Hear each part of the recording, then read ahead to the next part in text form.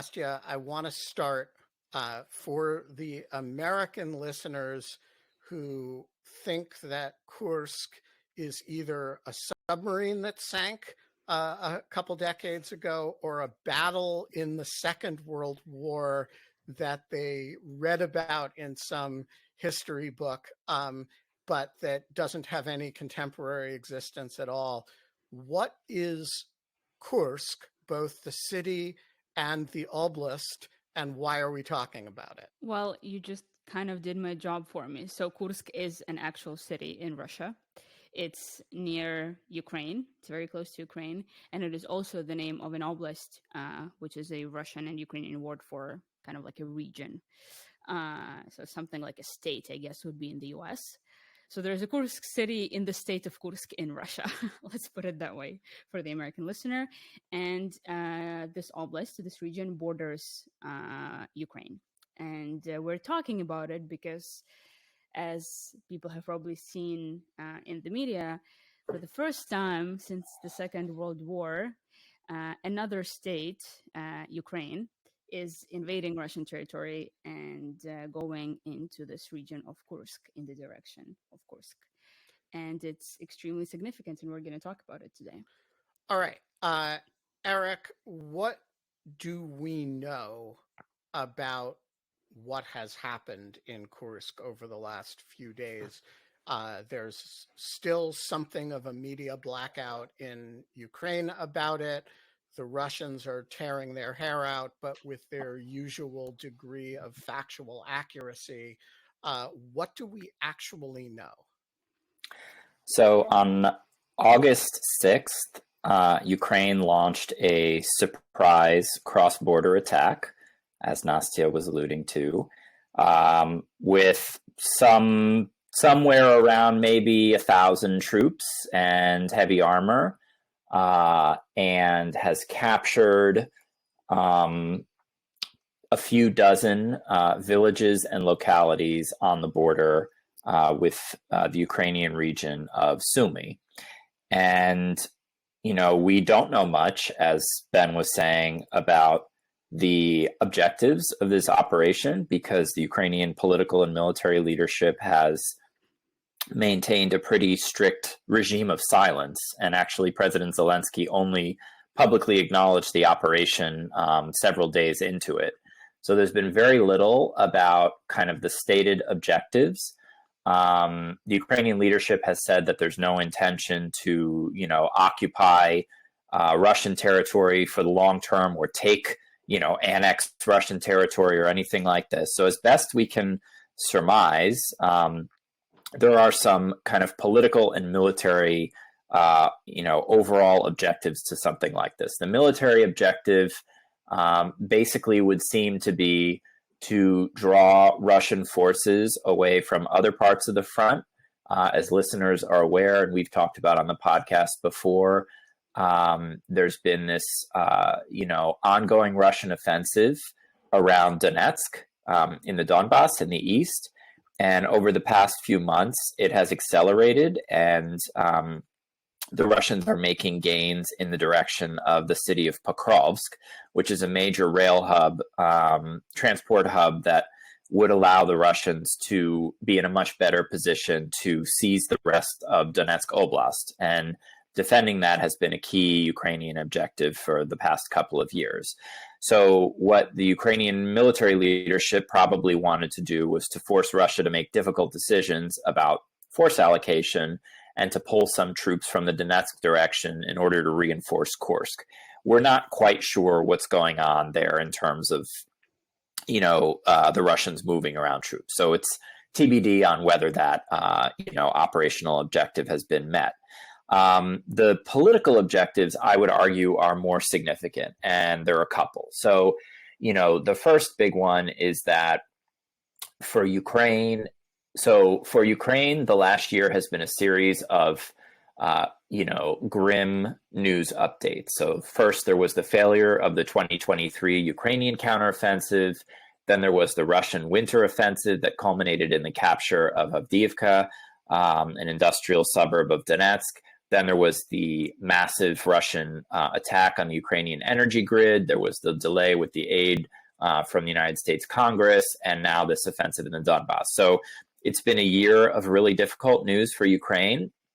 And so I would say one of the overarching political objectives was to change the narrative and to show that Ukraine still has agency and the ability to launch offensive operations. And both to show the domestic population, but Ukraine's partners as well, that Ukraine is not fully tapped out and still has this potential.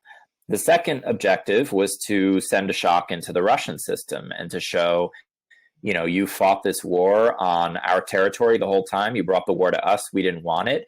And so now we're showing you what it's like to have a war on your territory. And I know we'll talk a bit more about this, but the Russian response has been, I wouldn't say predictably bad, but it has been somewhat shockingly, inept. And, Putin and his top lieutenants appear to have been taken completely by surprise and are really struggling more than a week into this operation to get their hands around the response. So again, I think those political objectives, and we should dive in a little bit more, are probably more significant and more likely to bear fruit than the military objectives, which this early into the operation, it's very hard to assess whether, Ukraine is making any progress with respect to those, specific military operational objectives.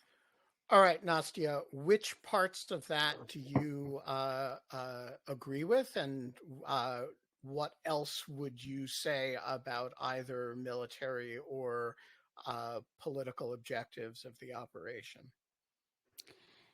I think first of all, I agree with everything that Eric said. I just think that it's also worth adding a little bit of context to the operation and how it's being conducted before discussing the objectives, because there are several really important points about it. So one of them being what really differentiates this incursion to the incursions that happened in the past, which there were several, is that in the past week, Ukraine has been attacking Russia with its regular military, so its regular army formations, instead of the small units of Russians and other foreigners and units like the Russian Volunteer Corps or Freedom of Russia Legion, which are these kind of interesting formations that Ukraine has had under the leadership of Defense Intelligence of Ukraine, which are comprised of Russians fighting on the side of Ukraine.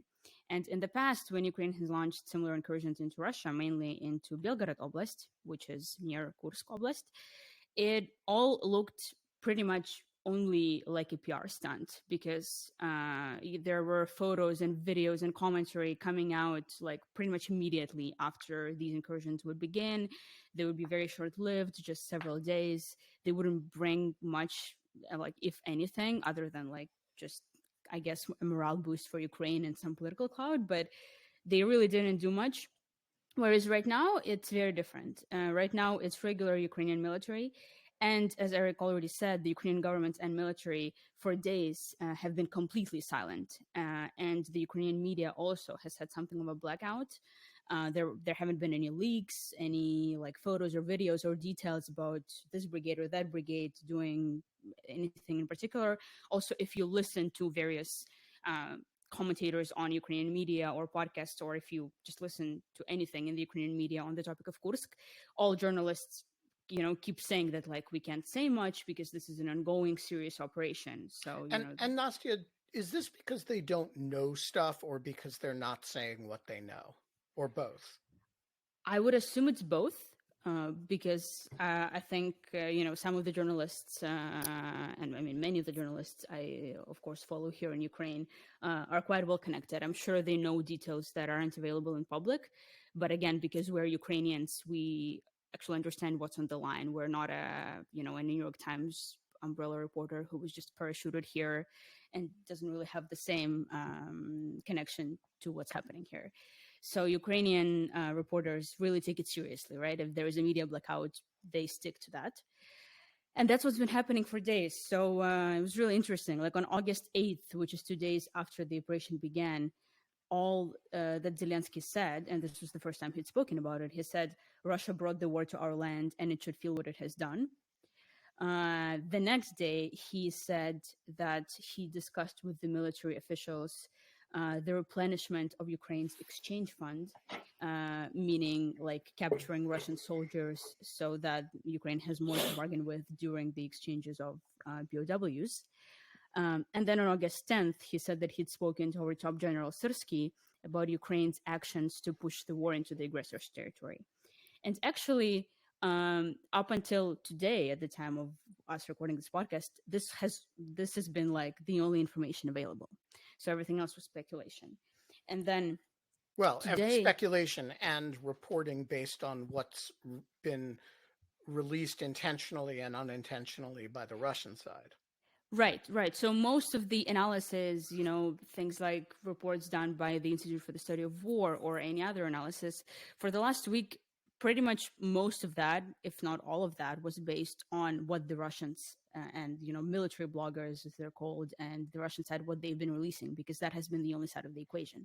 So any kind of understanding of what village has been captured, what city has been captured, that's all coming from the Russian side, and very often it's been very contradictory, which is why there has been this, in addition to the to the regular kind of confusion in wartime, the fog of war, we're also having this additional kind of layer of confusion because the Russians are panicking. They don't know what to do.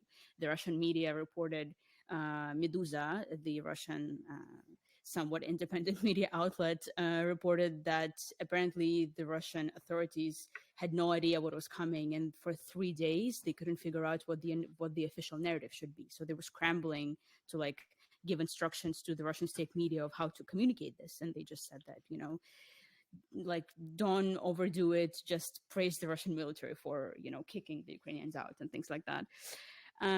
But so basically the important part is that Ukraine is using its regular military and there is a media blackout, and those two really important things indicate that this is a very serious operation and it's not a PR stunt as has been in the past. There's also a few things that I haven't really seen discussed anywhere but in some Ukrainian outlets, and that's kind of the symbolism of the whole thing and the timing of it, because as we know, Putin has this kind of affinity to interesting historical dates and like launching attacks on various days. And this time Ukrainian incursion happened on August 6th, which is 2 days before the anniversary of Russia's invasion of Georgia in 2008. And there was a photo of Ukrainian forces apparently entering Belgorod Oblast and holding 2 flags. One of them was Georgia's flag. And this hasn't been communicated much, but people in Ukraine definitely took notice, kind of alluding that this isn't some sort of like payback for what happened. And then also this incursion happened during the Olympics, just like Russia's invasion of Georgia in 2008, just like Russia's invasion of Ukraine in 2014, and also almost just like the full-scale invasion 4 days after the Beijing Olympics ended. So that's just, like a note on Ukrainian planning, which is quite interesting. And the third, I'd say, really important point about the operation that's definitely, I'd say, the most discussed in Ukraine right now is actually the reaction of Ukraine's partners in the West and in the US. Because in the past, there has been this constant conflict and kind of like tug of war between US and Ukraine about de-escalating and long, and like long attacks into Russian territory, and how that could lead to escalation with Russia. And Ukrainians have been really unhappy about it. And in the previous incursions as well, America wasn't happy about it, wasn't happy about Ukraine using Western weapons for it, et cetera, et cetera. Whereas now, the Pentagon actually said that they don't see this incursion as escalatory at all. And they were totally on board with it. If you look at what they've been saying about it, they said that apparently they weren't aware that this was happening, but upon kind of figuring out what's actually going on, they said that Ukraine has the right to defend its territory, and the territory that Ukraine is invading is being used by Russia to launch attacks into Ukraine, into Sumy Oblast. So it's totally within America's policy that Ukraine can basically keep on doing it. And that follows notably a decision, I want to say about 2 or 3 months ago, that the U.S. was relaxing the no attacks with U.S. weapons in Russia rule to exclude this territory Near Kharkiv. right around the border for purposes of alleviating pressure on Kharkiv. And so it's an interesting, I think, dialogue between Ukrainian operators and American policymakers, where the U.S. says, okay, thinking about ATACMS and rockets, I think, fine for you to hit targets if they're attacking, over the border, and the Ukrainians respond, how about this, right? And Right. send, 1,000 Actual people tanks, with armored into yeah. exactly those areas. And it forces a U.S. contemplation of the limits of that policy. And we end up with that's okay. And we had a similar, I think, dialogue with over use of U.S. weapons to hit targets in Crimea, where again the Ukrainians were like, "Well, it's not Russian territory," and we were like, "Oh yeah, that's right, that's okay." And there's I think it's an interesting question whether the dialogue actually takes place human to human before any of these attacks, or whether they really do take place by the armed forces of Ukraine kind of experimenting with the boundaries of U.S. doctrine, and then the U.S. kind of having to respond to that. Well, yeah, so the boundaries of the American doctrine have, of course, been extremely frustrating for Ukraine. And this latest Ukrainian invasion of Russia, I can't believe I'm saying this, but it kind of highlighted this debate and very much brought it to the surface, because now Ukrainians are saying, like, guys, you've been telling us that, this is escalatory, that is escalatory, you can't hit this far, you can't hit that far. We're now using your Western provided heavy armor tanks to roll into Russian territory. Our top general, Syrsky, said that we're now in control of roughly 1,000 square kilometers of Russian land, and Russia has no idea what to do with it. There is no nuclear war, there is nothing radical happening, they can't even evacuate their own people. How after this you're going to tell us that we still can't have long range strikes on Russian airfields somewhere? So I think this attack is gonna. Some people have been speculating that this is also one of the potential, perhaps, objectives of the attack, is to show to the Western partners just how much their view of Russia as this really strong, really organized adversary that we should be very cautious and very careful with, how much that image is overplayed, and how much they're actually very disorganized in many ways, and how we shouldn't be so scared of them, because here is, Ukraine, the underdog, rolling tanks into Russian territory, and Russians having no idea how to respond. I think this is going to influence the future deliberations on just how far we can hit into Russian territory a lot. Okay, so you guys have set up beautifully my agenda for this conversation. We're going to talk about military objectives. We're going to talk through the two political objectives that Eric identified. We're going to talk Russian reaction, and we're going to talk U.S. reaction. We're going to do it in that order. So let's start with the military objectives, which is the easiest to discuss because we really don't know.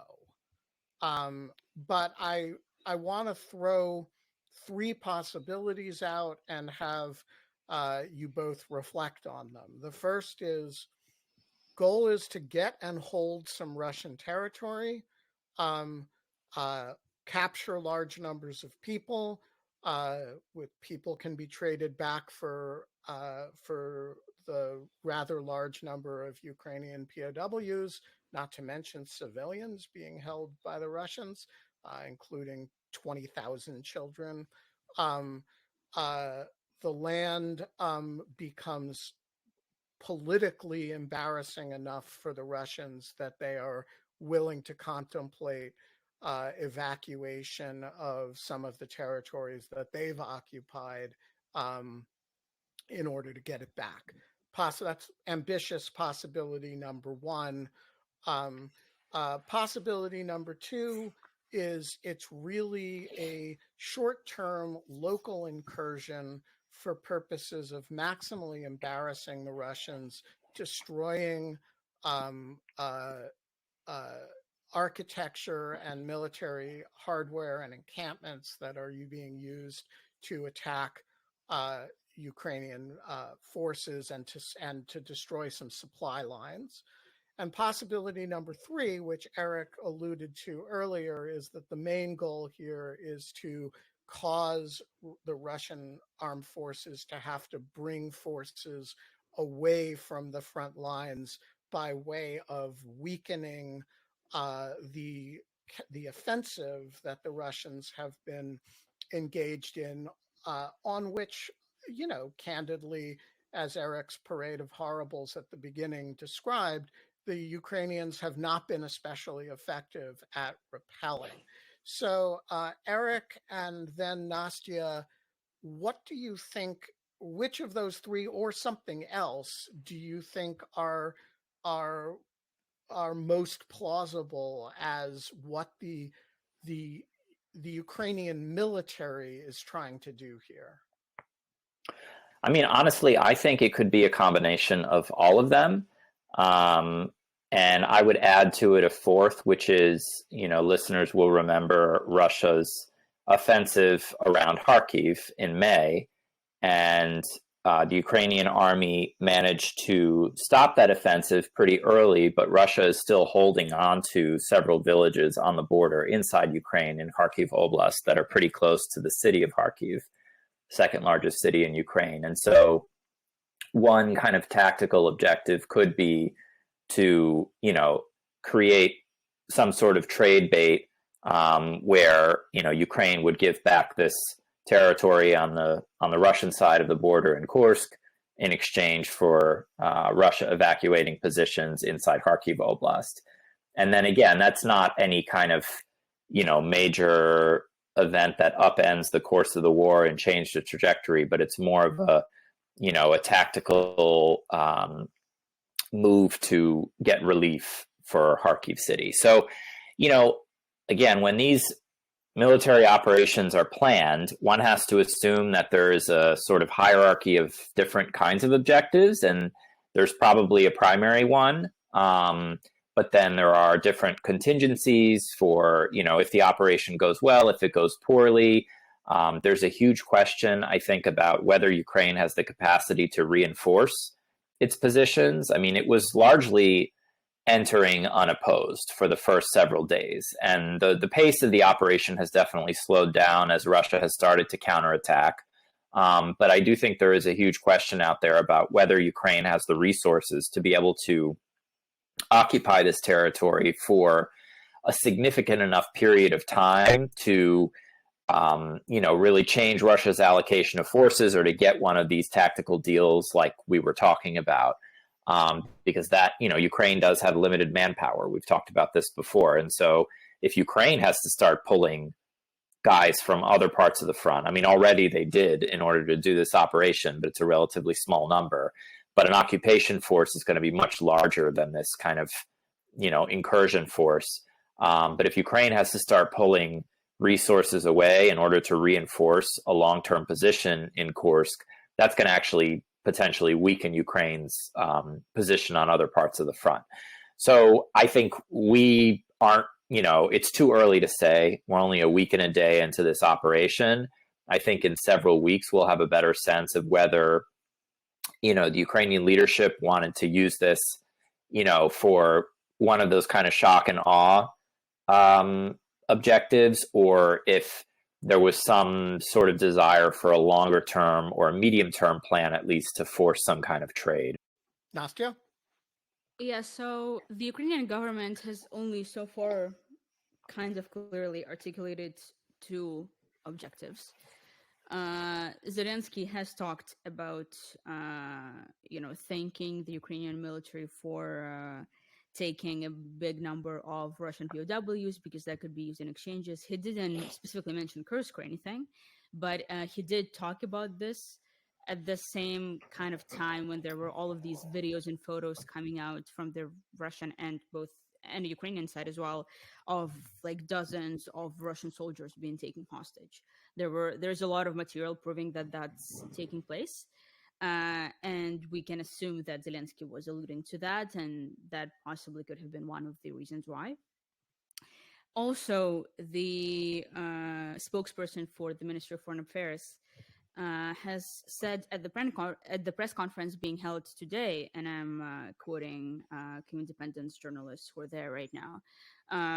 The spokesperson said that Ukraine does not have sufficient capabilities to carry out long-range strikes with the weapons it has to defend itself. Therefore, it has, to use these kinds of methods. Therefore, there's a need to, as he said, liberate these border areas from the Russian military. Basically, the spokesperson talked about the relentless attacks against the Sumy area, which is the oblast that's bordering Kursk Oblast. And Sumy 100% has been kind of like, our listeners may remember, we talked about the horrific attacks against Kharkiv.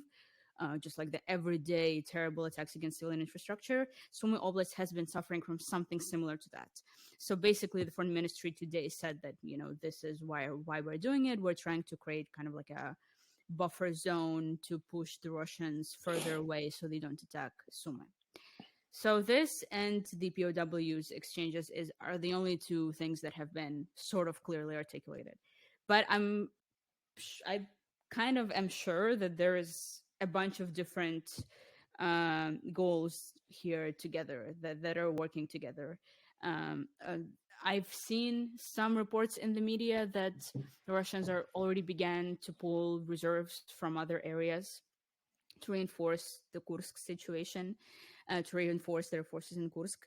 At the same time, also, the spokesperson for the 32nd Separate Mechanized Brigade said that they're fighting in the Toretsk area in Donbass.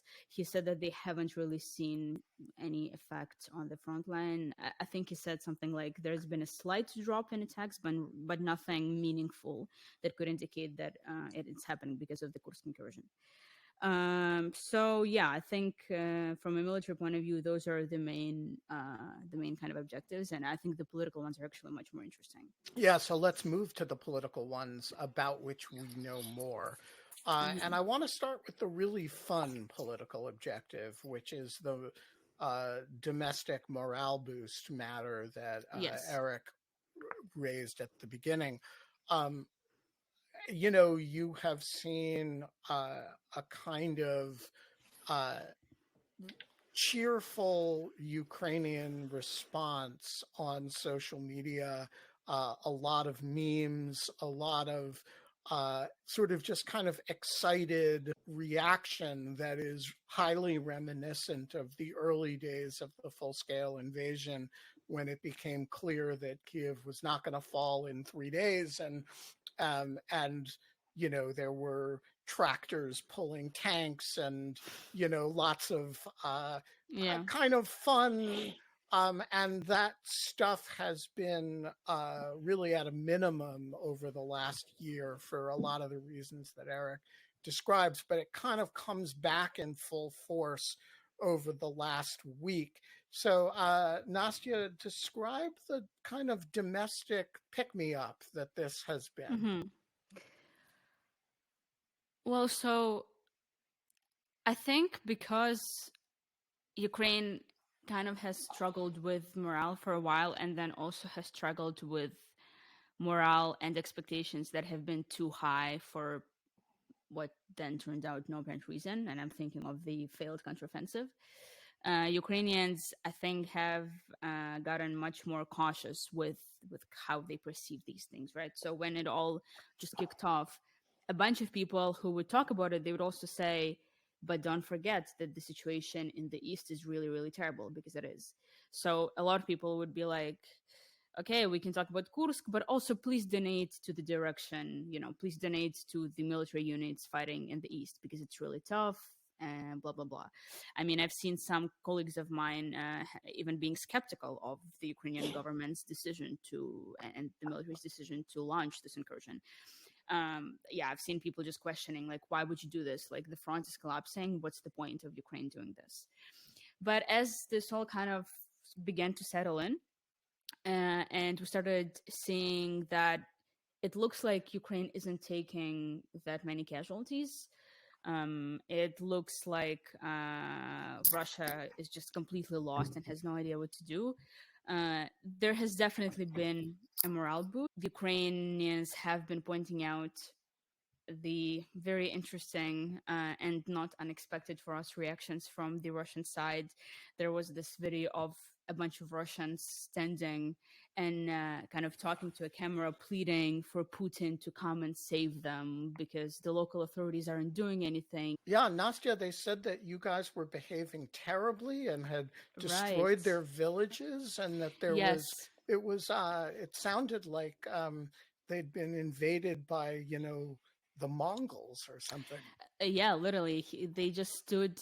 It was such a weird video that's been circulating online. It's just like several dozen people, and this grandma in the middle of it is complaining that NATO, like foreign tanks, have invaded their village and obliterated in a matter of hours or something. And I mean, it just again points out just how different Ukrainians and Russians are, because not only has there been no adequate reaction from the Russian military, which, I mean, okay, that's worth its own analysis, but there hasn't been any adequate reaction to what's happening from the civilians, right? Like, your country is being invaded, and we haven't seen any kind of the typical Ukrainian style kind of like horizontal organization where people get in groups, people try Right, sort to, of civil society, yeah, like snapping into action. Right, which is exactly what happened when Russia invaded Ukraine. Like, everyone began helping everyone immediately. There's all of this self-organization, like, screw you, the government, we don't care what you do, we're just going to help ourselves. And that's just not at all happening in Russia. They're just filming a video pleading to Putin, to come and save them. And it just highlights again the difference between Ukrainians and Russians. But the morale boost is definitely happening. Though I do think it's important to note that, like, at the same time, people are being cautious. People are talking about the situation in Donbass. People understand that, what's happening in Kursk isn't going to magically solve the war. And, it's kind of this balance that we're seeing. So, Eric, talk to me about this aspect of it, because I have been surprised, honestly, at how how excited the morale boost has been. I mean, all of the threads that I'm on various, text threads are all full of Kursk memes. They're full of jokes. They're full of, does this matter, or is it, this political aspect, does it matter, or is it just, a feel-good thing? I mean, I think it matters for Ukrainians because one of the key elements to, winning a war of attrition, which this war is in an overall sense, is morale. And we had seen a steady increase in war fatigue when you look at the opinion polls going back to the winter. And, again, it's a complicated story, but there's been an increased openness to negotiations with Russia to end the war and potentially some sort of concessions. Now, it's, again, those were the headlines of the opinion polls back in June and early July. And when you dig into the numbers, it's actually more nuanced about what Ukrainians are willing to consider giving up and not giving up. But definitely the Ukrainian leadership saw those trends in society and felt like, if there's no end in sight to this war, then you need to find a way to change the narrative and get people to believe again in the possibility of Ukrainian successes. What I will say, though, and this is probably a more controversial point, boosting morale, it could be part of this effort to, sustain Ukraine in a long war, but it could also be part of an effort to prepare the ground for some sort of talks. And, going into talks, first of all, from a position of weakness, as it would have been before this offensive, would certainly play to Ukraine's disadvantage. But the bigger part was that Ukrainian society, I think, still would have had a lot of trouble accepting the narrative around going into some sort of talks, because it would have looked like capitulation from a position of weakness. So both the negotiating leverage with Russia, but also the narrative that Zelensky and others could sort of spin to Ukrainian society. And now there's a possibility that, Zelensky can say, okay, we really demonstrated our power and ability to bring the war to Russia, but still the front in the rest of the country is, not necessarily collapsing, but at least Russia's making steady gains, and we still need to enter some sort of talks to either end the war or have some sort of ceasefire. And it's still very controversial in Ukraine, but now he can sort of make the case that, we've demonstrated in principle that we can, take the war to Russia. And so now we can get a more equitable peace. And again, just to be able to use that as the framing, because Zelensky, if talks do begin, is going to need the political space to sort of figure out what the terms of some deal are. And that's not going to happen overnight. And so I think he's trying potentially to relieve some of the pressure that would come onto him immediately when some sort of talks are announced, and give him some space to pursue different formulations of a deal, everything from a no conditions ceasefire, which I think is, more plausible, all the way to some of these more comprehensive deals, which I think are still pretty far away. So again, that, as Nastia has said, that has not been articulated by Zelensky as an objective. I'm speculating here, but I do think, given the trend lines in other parts of the front, this could be a way to get a big boost before a really, really tough period of going into some sort of talks, which would become much more likely, obviously, if Donald Trump wins the U.S. election. Right. So this brings us neatly to your second political objective, which you articulated, which was just bringing the war back home to Russia, and putting political pressure on Russia in the context of, by humiliating Putin and showing that he is actually not capable, the strong man who's actually not capable of defending Russia's borders. I hate to bring this up, but, there's an example in American history of this, and it doesn't end well, right? It's Gettysburg, where Robert E. Lee decides, let's bring the war home to the North, sends a big force into Pennsylvania, and of course, it doesn't end well for the South. And Nastia, you made the point earlier that there's some anxiety about this for this reason in Ukraine, like, hey, we've got a front that's not doing so well, and now you're kind of opening up a new one with relatively small forces. I'm curious, and I want to reserve the Russian reaction for the next discussion. Like, this seems to me to be a very different picture if, they go in, they destroy a bunch of stuff, and then they leave. So it's kind of like a Viking raiding party, than it is if you have an effort to hold the territory for any substantial period of time. And it works much better if it works than if it doesn't, right? So if the Russians, beat their chests and for a few days and don't know what to do, but then, come and effectively deal with the situation, then it's very different from if you cross the border, you take some villages in Kursk, you humiliate them, and then you leave. So how do the politics of this work from a Ukrainian-Russian relationship standpoint? What do the Ukrainian forces have to do in order to make this politically successful for the next 2 weeks rather than just the past week? I honestly don't think that this is so much about Ukrainian military making the Russians feel something or do something. I think we've given up on that a very long time ago. In the very beginning of the war, Zelensky was trying to communicate directly with the Russian public, and he was recording videos in Russian and appeals to common sense and things like that, and it hasn't worked. And I mean, if you guys have met any Ukrainian, they will tell you how Ukrainians feel about the Russian society.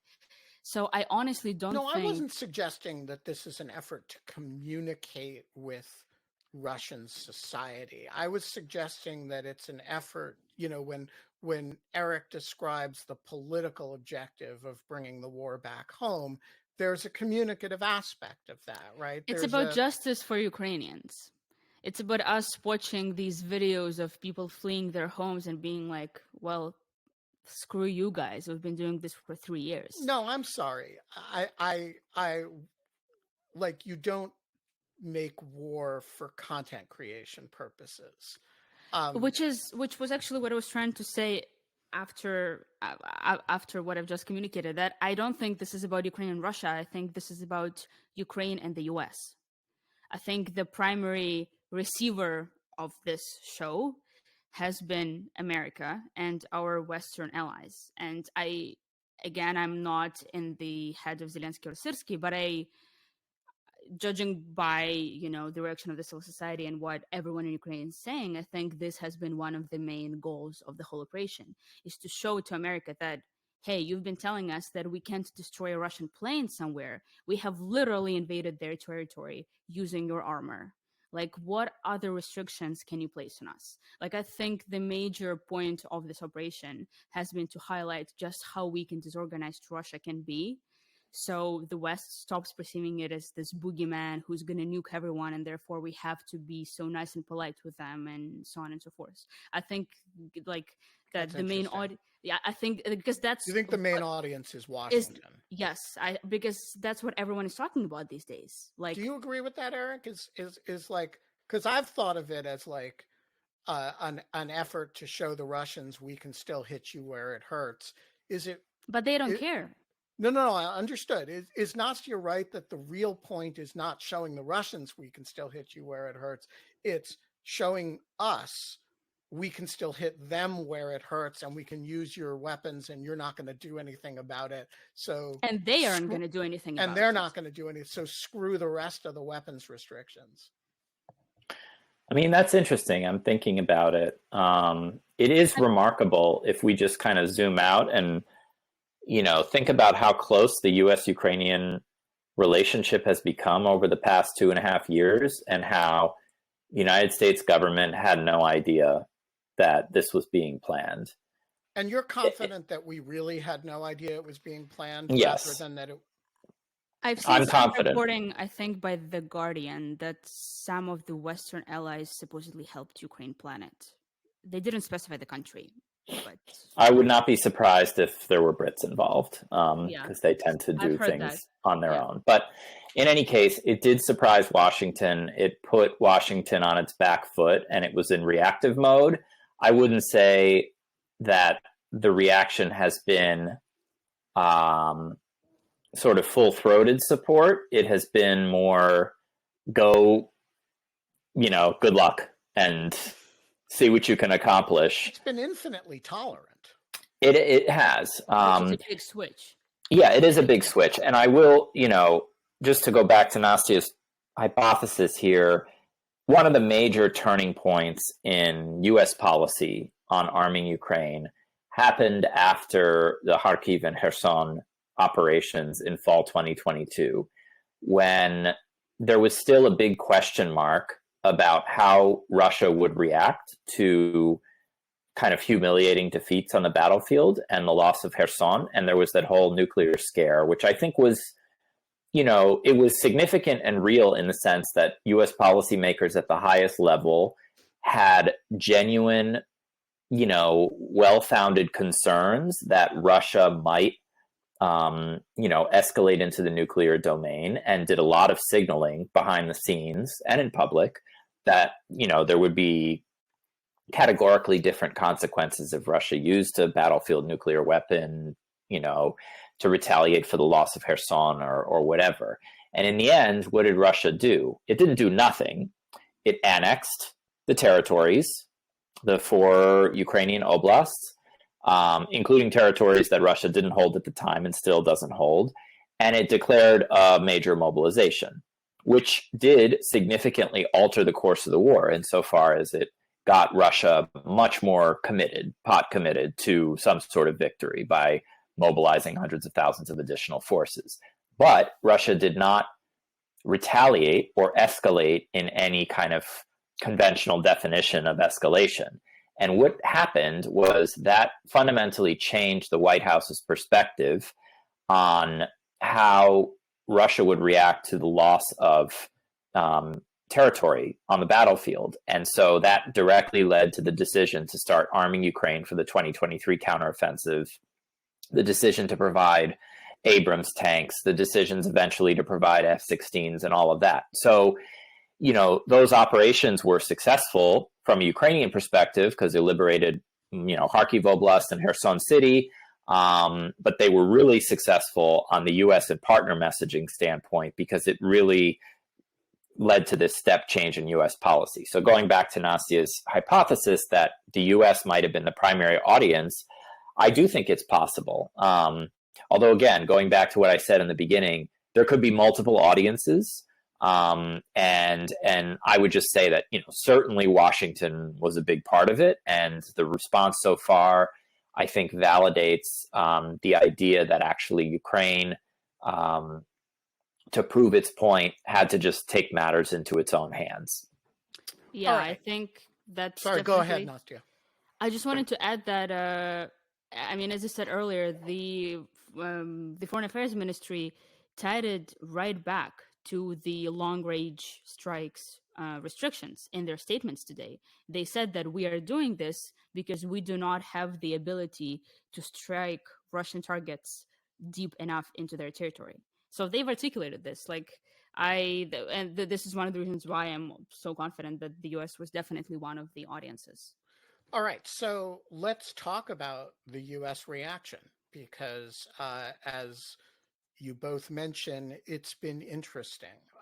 It is not a full-throated "you go girl," but it sure isn't a stop this right now and don't use our weapons for it.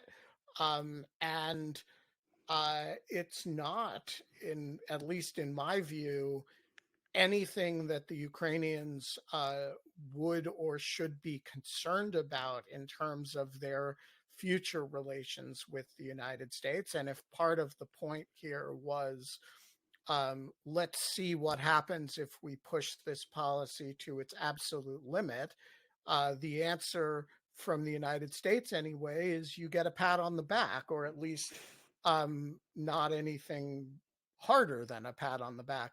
So, Eric, I want to start with you on this. The U.S. has been extremely supportive of Ukraine from the beginning, but also quite conservative in its support in important ways. At least conservative compared to what the Ukrainians want. And this is part of a long-standing push and pull in which the Ukrainians say, we need X, Y, and Z, and the U.S. says, you can have X, but not Y and Z, or you can have X and Y, but you can't use Y in the following way. And the Ukrainians kind of chomp at the particular bit, and then 3 months later, we accede to greater use of X and Y, and maybe we'll give you Z 3 months from now. And I guess the question is, I know that Nastia would say, we've shown proof of concept over and over again that the escalation will not happen and that you guys are being hyper conservative here. just let us run with it. So what's the other side of that equation? Is there an answer to that that's like, hey, this is a nuclear power with a gazillion nukes, and it has interests. We have interests in interacting with it all over the world, and we can't be as hyper focused as you can? Or is this just showing that the Ukrainians are just right? FYI, I stand by everything Ben just put in my mouth. Yeah, I would say that. Well, I'm not putting words in Nastia's mouth. This is stuff that she articulates to me in 100 text messages a day. So Right. It's like I'm pretty confident. Yeah, I mean, this is a longer conversation. Maybe we can have this debate on a separate podcast. But I would say escalation management, which is an important aspect of any armed conflict, is an art and not a science. And there's no equation that you can plug numbers into and get some sort of 100% confident response. If I do X, then Y is going to happen, but Z won't happen. And I remember when I was in the U.S. intelligence community, dating back to 2014 and the initial Russian seizure of Crimea. I mean, policymakers in 3 successive administrations, Obama, Trump, and Biden, would ask intelligence analysts, if we do X or Y, on the policy side in terms of giving Ukraine this or whatever, how will Russia react? And none of us had a crystal ball, and we couldn't say with any certainty, but we had to use kind of context and historical examples and our knowledge of how the Russian system operates to make our best possible guess. And in some cases, assessments were right, and in some cases they were wrong. But like I said, this is it's a very difficult thing. And as you get higher and higher up in the US government, you have more responsibility for if things go wrong. And if you're the president and you launch headlong into some sort of policy, and this was President Biden's thinking from, the start of the invasion, if he'd authorized in his mind F-16s to Ukraine in week 2 of the war and all of that, before he had really tested what Russia's limits were, then you could have ended up in some sort of spiral. I mean, we won't know. It's impossible counterfactual. But instead, the policy, I would say, was a reasonable, responsible, perhaps at times overly cautious guess and check. And let's do this. Let's measure the Russian response, and then we'll do a bit more, and we'll measure the Russian response. Now, obviously, that's frustrating on the Ukrainian side because it draws things out. Ukraine doesn't get what it needs up front. And people die in the meantime. People die in the meantime. But, if you're trying to manage this and you have other equities, really, which is the security of Europe and, the continued existence of the planet, Evan Gershkovich. I mean, there's sure. There's hostages. There's hostages. There's what borders. I mean, Russia is arming the Houthis in Yemen potentially, and it has this relationship with Iran and North Korea. And again, as the United States, you have different equities. And I'm not going to make excuses, but I'm trying to explain what the picture is at the national level. It's that you have to weigh the risks and benefits of different things. And I would say overall, the United States has moved way farther than I think anyone predicted in its support for Ukraine's military, including offensive operations. Not as fast as probably everyone would have hoped, but we're in a way different place than I think anyone could have predicted in February 2022. But again, getting back to the U.S. reactions now, I think from this, it is clear that the United States is not really as worried about this as maybe some would have expected. And whether or not that opens up the conversation to lift the remaining restrictions on the use of long-range U.S. weapons in other parts of Russian territory, I'm not sure. And also, I mean, there's a big, factor here, which is our domestic politics and the amazing, incredible, crazy things that have happened over the past couple of months in our, election. And we're really distracted. And, on the one hand, the president is less distracted because he's not running for re-election. On the other hand, the whole apparatus and our media and our system is completely focused on the fact that this election is now a completely different thing than it was in July or in June. So, we've been distracted, and I think, it has maybe been opportunistically, a good move on the Ukrainian side, frankly, to launch the incursion at this point when we're a bit focused on our own internal politics, so that we wouldn't really have the bandwidth to spin up a kind of more negative response.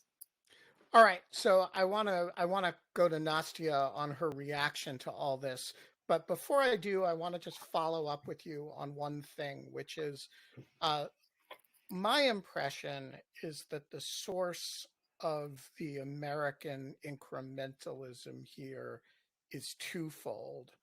One is a 70-year history of nuclear and military relationship management with the Soviets and then the Russians, and just a sense that there are common law rules in the relationship between us, and one of them is that we don't fight each other directly, and so there's a real conservatism about anything that looks like the U.S. being directly engaging Russian forces. The second, the institutional spot, is that the U.S. military, the Pentagon, is a source of some degree of conservatism here. In Ukraine world, and by that I mean not just Ukrainians, but hawks on behalf of Ukraine, Americans and Europeans, there's a lot of anger at Jake Sullivan. And I'm curious how much of this is, in your judgment, the incrementalism is that the Pentagon is a super big ship to turn, and how much of it is the interagency as represented in the person of the National Security Advisor? Yeah, I mean, I think that's not quite the right analysis. Correct me. The National Security Advisor is, when doing his or her job, a reflection of the president, a reflection of the president's policy priorities and thinking into the interagency. And I think that, from what I know about how decisions were made, I believe that, Jake Sullivan is representing what the president's thinking is. And the president's thinking on this war has been about helping Ukraine defend its sovereignty, while keeping NATO allies together and while avoiding a direct war with Russia. Those three things. And sometimes they're in, tension. And so you have to make decisions around that. And so I don't see any evidence that, Jake Sullivan is kind of undercutting positions of other cabinet secretaries who, if left to their own devices, would arm Ukraine to the teeth and all of that. I mean, Biden is somewhat of a cautious and conservative leader, all things consider, small c, conservative on foreign policy, and doesn't want to drag the United States into an overt confrontation with Russia. And again, this escalation management thing, it's not just unique to Ukraine and Russia. We see it playing out with Israel right now, and its multitude of conflicts that it's, embroiled itself in. And, you have a partner management problem in every situation, particularly in situations where you have close partnerships that are not part of a treaty alliance, where there are kind of rules of the road and expectations that allies consult with each other completely. Although even in the case of treaty allies, you have a country like Turkey, which has done all kinds of cross-border operations into Syria and Iraq without U.S. Blessing. But in the case of, again, Iran and Israel, you're seeing it play out now. And Israel, launched this operation to take out Hania in Tehran, and now is going to deal with a counterattack at some point in the next few days that is going to necessarily involve some sort of response by the US military. And so, partner countries can create dilemmas for Washington where we have to risk our own assets and we have to potentially get ourselves more and more involved in something in order to defend our credibility or our principles or whatever. And I think that is part of the caution on Biden's part. So I don't think it's unique to Jake Sullivan or anything like that. And you can quibble. And you don't think it's institutional conservatism on the part of the Pentagon? I mean, I think the uniformed military tends to be conservative about these types of things. You had General Milley, when he was the chairman, kind of say in late 2022 that Ukraine had reached the high watermark of its offensive operations and should go into some sort of talks. And, looking back in retrospect, one could actually say that maybe he had some sort of a point. I know it's a bit controversial, but seeing how 2023 and the beginning of 24 have played out from the war of attrition standpoint, the lines haven't moved much. On the policy side and the Secretary of Defense, I think, from what I can tell, they're maybe a little bit more willing to take some sort of risk. But there is this relationship between, the Joint Staff and the Secretary of Defense's office, and there's kind of a push and pull. But, again, overall, I don't know that it's really institutional bargaining inside the U.S. government. I think it's fundamentally everyone knows that they're working for Joe Biden, and Biden really is strongly supportive of Ukraine, but also does not want to end up in a war with Russia. And getting that equation right is hard. As Congressman Adam Smith, the ranking member of the Armed Services Committee in the House, said to me recently, the Biden administration has been perfectly clear about its objectives here: help Ukraine win, don't blow up the world. Nastia, you've heard Eric's remarkably clear articulation of U.S. policy and its sources and development, and I have seen your head nearly explode 3 times during his talk. So your thoughts in response? No, I think you're overreacting to my reactions. I've seen Eric give this speech several times now. I've gotten used to it. This just highlights just how different Ukraine's and US's approaches to Russia are. We are informed by completely different history. I mean, Ukraine is looking through a very particular prism on Russia, and America has its own very specific prism. And, the depths of this history between the 3 of us is like hundreds of years old, which is why everyone should tune into the podcast that we're going to be making and publishing in many months about the relationship between US and Ukraine, which of course involves Russia also. There's just, it's very unfortunate, but there is no way for us to see this in the same light. Like it's impossible. There is literally like hundreds of years of precedent to it. So I think we just have to do the best that we can.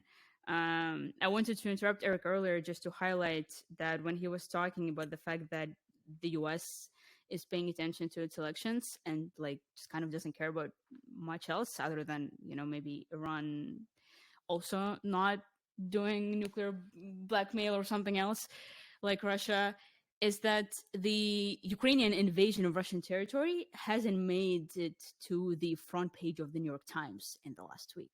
Like it's not even there. You have to go to like the Russia-Ukraine war tab to see anything about it. I mean, just yesterday I've seen something about global warming on the front page of the New York Times and not this incursion, which, to our group probably is extremely significant.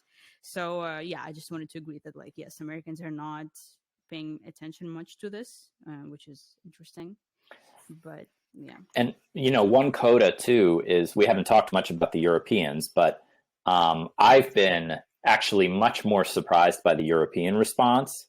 Not by the British and Polish and, Scandinavian responses, which have been predictably supportive, but by, the German, French, Italian sort of non-response. And even the Germans said, at least the head of their defense committee in the Bundestag said, go ahead and use German weapons. And we should send you It's the more of them. closest the Germans are ever Right. going to come to a victory in Kursk. Well, perhaps.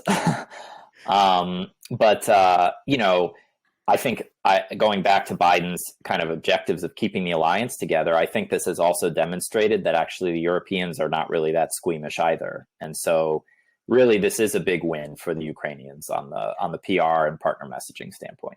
Yeah, so let's close with a discussion of the most fun subject in this entire area, which is the Russian reaction. Putin described it as a major provocation, and the reaction only went downhill from there. Nastya, what do you described the sort of pathetic video side of the reaction, but looking at the full scope of the reaction, it is remarkably incoherent and kind of nuts. Give us your thoughts. Well, I particularly appreciated the reaction of actually the spokesperson, I think, to the State Department in the US. Matt He said Miller. that I think he said that Putin calling it a large provocation is, quote, a bit rich of him. Yeah. I really like that, considering that, who's provoking who is a great question. Apart from that, it's really been really hectic. I mean, as far as I know, for days there hasn't been any announced official evacuation, which is a problem because there have been all of these photos coming out of pretty destroyed cities, which again we don't even know if that was destroyed by Ukrainian attacks or Russian counterattacks, because there have been also reports of that happening, right? So for days there hasn't been any announcements about a large scale evacuation of civilians, but just literally during the recording of this podcast, I saw on the news that apparently Russian authorities said that they're going to evacuate people from Kursk Oblast to occupied parts of Ukraine's Zaporizhia Oblast, which is very interesting and also a typical move by Russia. If you look at Russia's history vis-a-vis Ukraine, this imperial tactic of settling our territories and moving a bunch of people to the newly occupied territories. They've done this in Mariupol, they've done this in Crimea, they've done this in a bunch of territories they've occupied. They're making it harder and harder for us to retake the territory because, what do you do with the hundreds of thousands of Russians living there? It's a really tough question, and looks like they're going to be doing this here right now as well. But also that's really far from Kursk. And if they're evacuating a bunch of people, I'm now thinking, does that mean that they're preparing for that territory to be occupied or in control of Ukraine long term? Because, they're not evacuating them to Belgorod Oblast, nearby. They're doing this whole swing across the Ukrainian territory. Or at least they say they are. Or at least they announced that they are. So that's interesting. But other than that, Putin has just been trying to cast blame to local regional authorities. There was this video released apparently of a recording meeting between him and a bunch of governors and local authorities in charge of the situation in Kursk, and he was scolding them and saying that it's not really working out and you guys should get your shit together, and he was probably signaling to other authorities in the region that I'm not happy about this, do something about it. So he's just been trying to cast blame, and there has been chaos and Russians in this video, in these videos that started appearing are now screaming at cameras saying that the government doesn't care about us, authorities are corrupt, they're lying, and they're lying so much they don't care about us and they don't evacuate us and there has been no help. It's just really interesting to see them finally coming to their senses. Eric, what do you make of the Russians' military reaction? It took a number of days for the Russian military to even get there, and Russia's big. It's not that big. We have modern transportation architecture, right? You can, but it seemed like it was sparsely defended, and then there was no second line.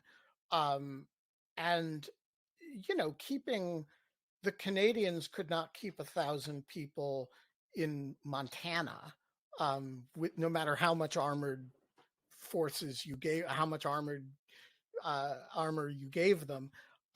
Why is there still, 1,000 square kilometers of Russia that is under Ukrainian occupation?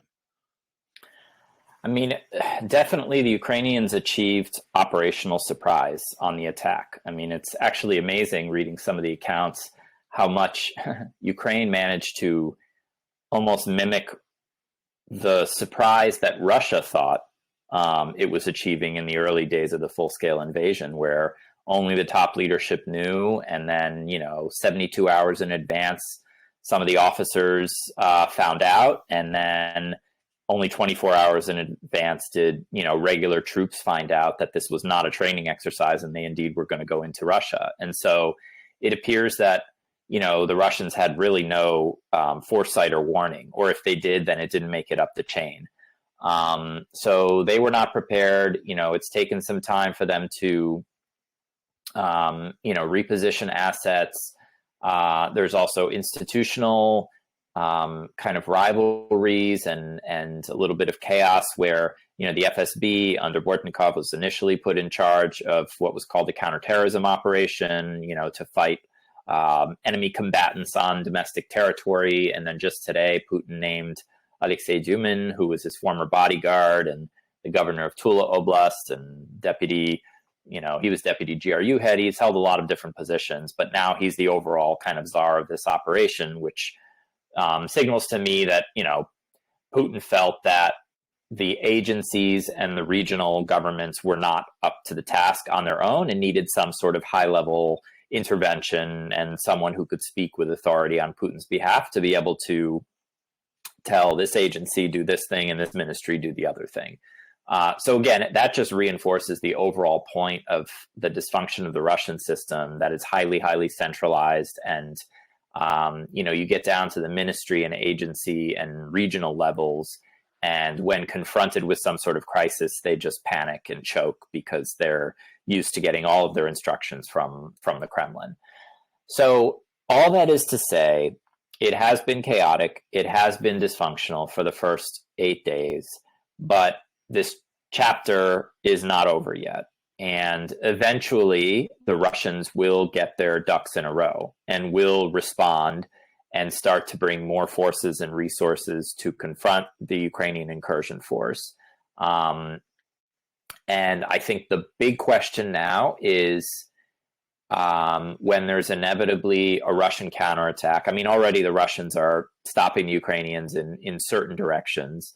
But when there's a more concerted Russian counterattack over, I would say, the next 1 to 2 weeks, the question is, do the Ukrainians have the resources and the reinforcements to be able to blunt the counterattack and hold on to a certain amount of this territory? Or are the Ukrainians forced to retreat and say, we made our point, we got our prisoner, fund replenished, and, objective achieved and operation over? Or are the Ukrainians able to, without taking significant casualties, hold the positions that they have taken? And we don't know the answer to that. But I think the answer to that will determine what this means in the medium to long term. Because if the Russian counterattack is not able to evict Ukrainian forces, then President Zelensky has a really big card to play, and has a certain amount of leverage over Putin to sort of coerce, whether it's talks or, some sort of tactical trade on Kharkiv that we were talking about earlier. But again, we'll have to see what happens. We are going to leave it there. Eric Ciaramella, Anastasiia Lapatina, thank you so much for joining us today. But wait, before we go, I have to advise everybody that Nastia has a new Substack. And at the risk of embarrassing her, I'm going to tell you all, it is called Yours Ukrainian. And Nastia, tell us a little bit about it.